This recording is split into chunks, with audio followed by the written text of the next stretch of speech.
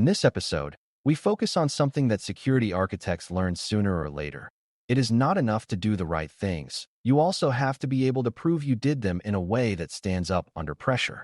Compliance evidence is the set of records, logs, approvals, configurations, and demonstrations that show how security controls were implemented, operated, and maintained over time.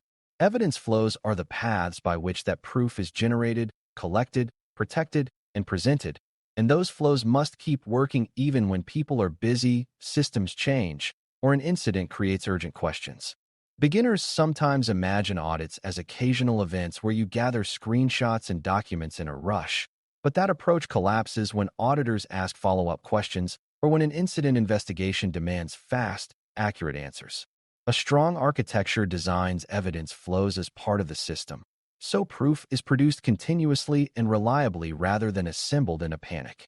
When evidence flows are engineered well, audits become less disruptive, and incident scrutiny becomes less frightening because you can show what happened and why. Before we continue, a quick note. This audio course is a companion to our course companion books. The first book is about the exam and provides detailed information on how to pass it best. The second book is a Kindle-only ebook that contains 1,000 flashcards that can be used on your mobile device or Kindle. Check them both out at cyber.author.me in the Bare Metal Study Guide series. A good starting point is understanding why evidence matters beyond passing an audit, because that helps you see evidence as a security tool rather than paperwork.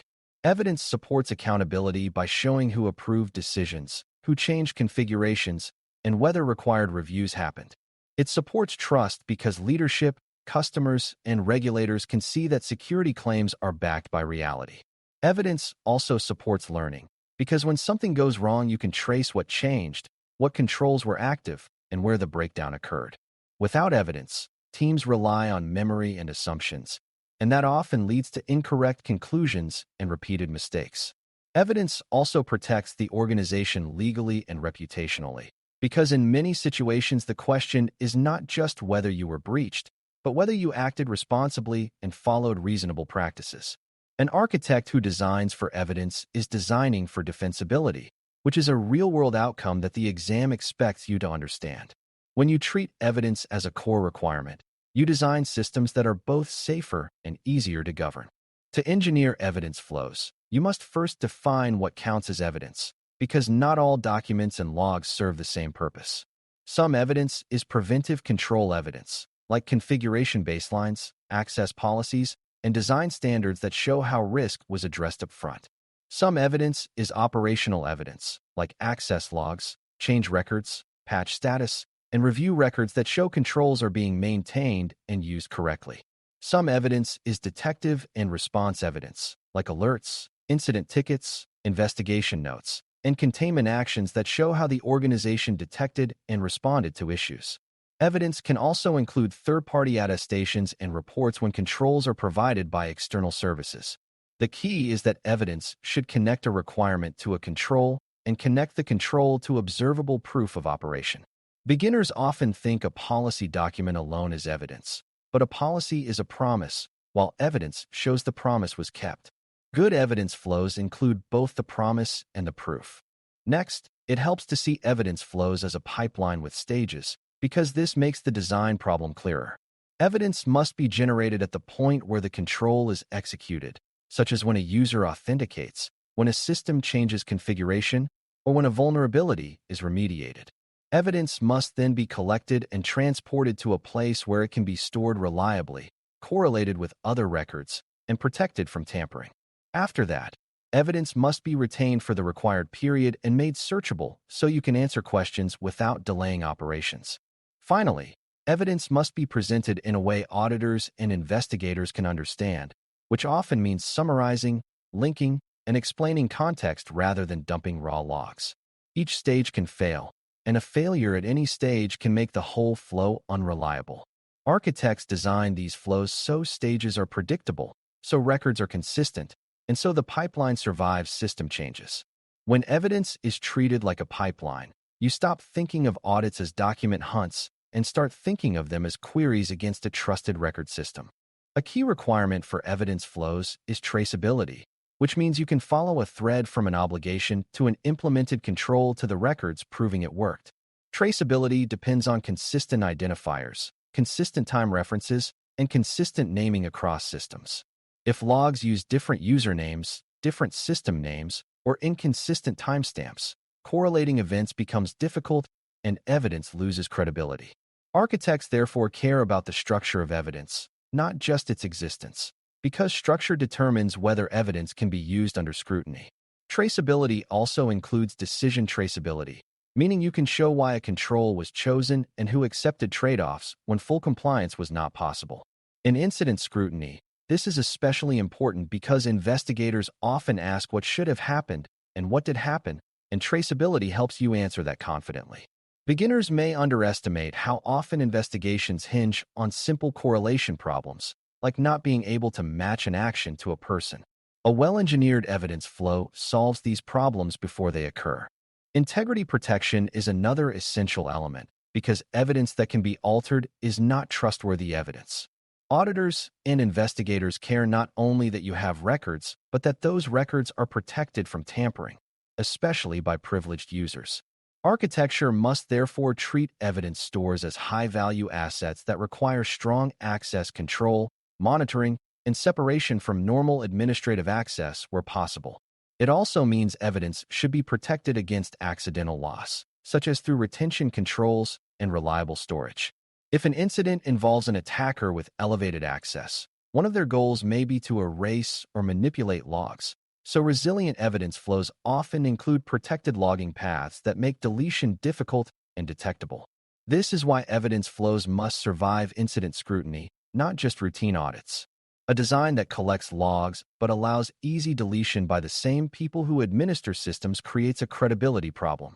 Architects aim to ensure evidence remains trustworthy even when trust in other parts of the environment is shaken. Consistency and normalization matter because evidence typically comes from many systems, and each system may describe events differently. If you want evidence flows that are usable, you need a consistent way to represent key events like authentication, authorization decisions, administrative changes, and data access. Architects often focus on defining what events are important and ensuring those events are recorded with enough context to be meaningful. Too little context creates ambiguity, while too much detail can create noise and increase privacy exposure. So this requires careful judgment. Normalization also helps reporting, because when events are represented consistently, you can create reliable summaries that auditors can understand. Inconsistent evidence creates manual work, and manual work is where mistakes and missing records happen, especially when timelines are tight. Beginners sometimes assume that collecting more logs automatically improves evidence, but without consistency, the volume becomes a burden rather than a benefit.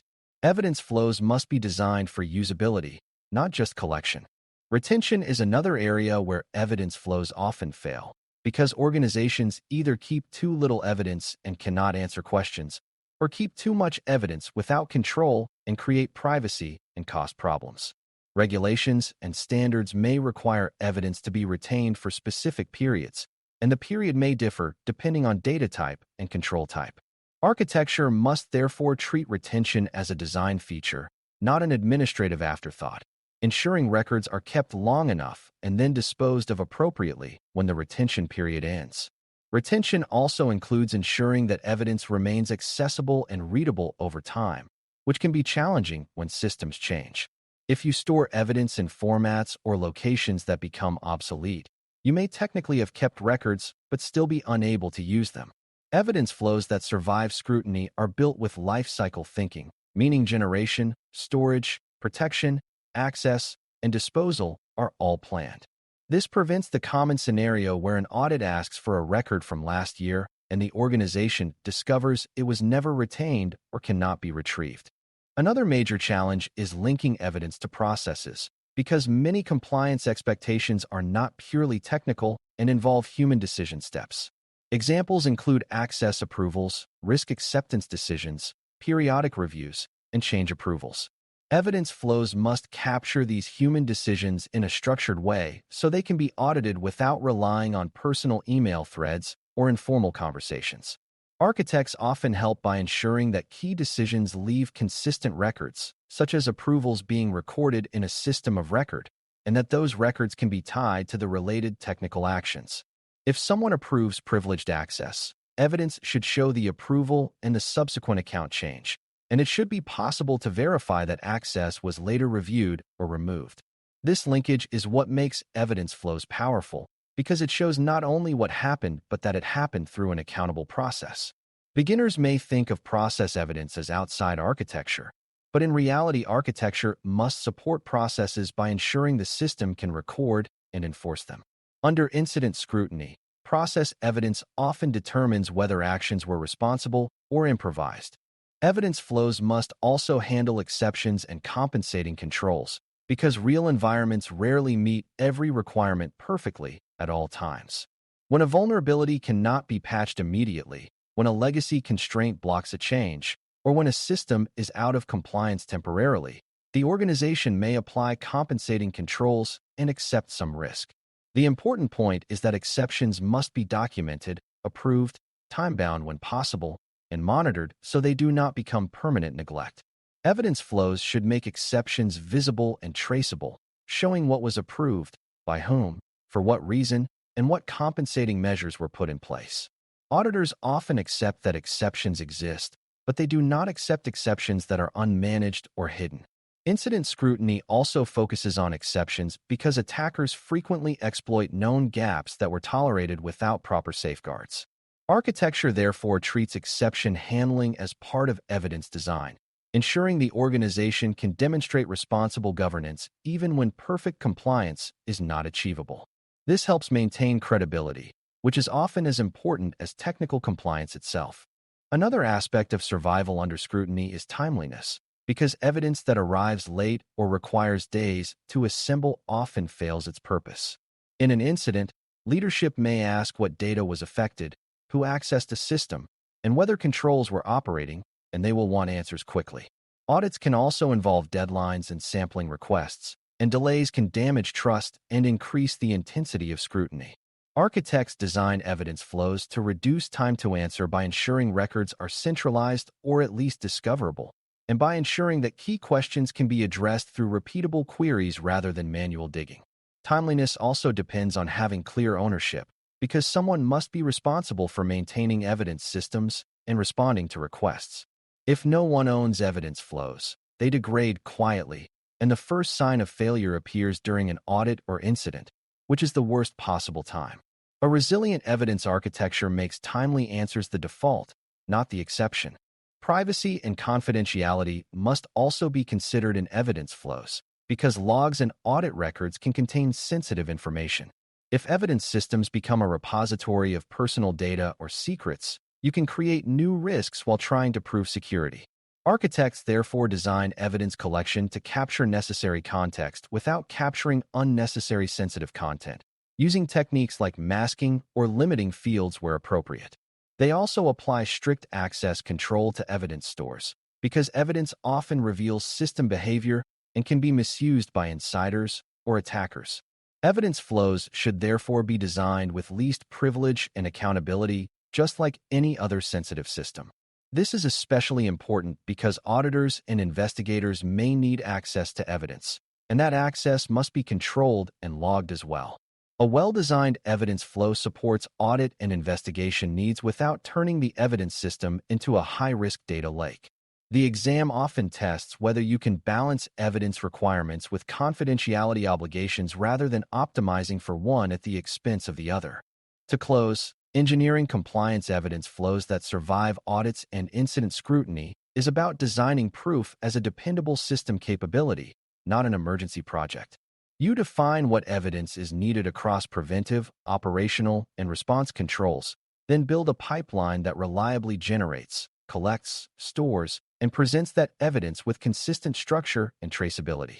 You protect evidence integrity so records remain trustworthy even during compromise, and you manage retention so records are available when needed and disposed of responsibly when they are no longer required. You connect technical events to human process decisions so accountability is visible and defensible, including how exceptions and compensating controls are governed. You design for timeliness so critical questions can be answered quickly during audits and incidents. And you protect privacy within evidence systems so proof does not create new exposure. When these pieces are engineered together, the organization can demonstrate security maturity under the most demanding scrutiny, and your architecture decisions become easier to defend because they are backed by reliable, durable evidence. Thanks for listening. For more audio courses, daily newsletters, and more, please visit baremetalcyber.com.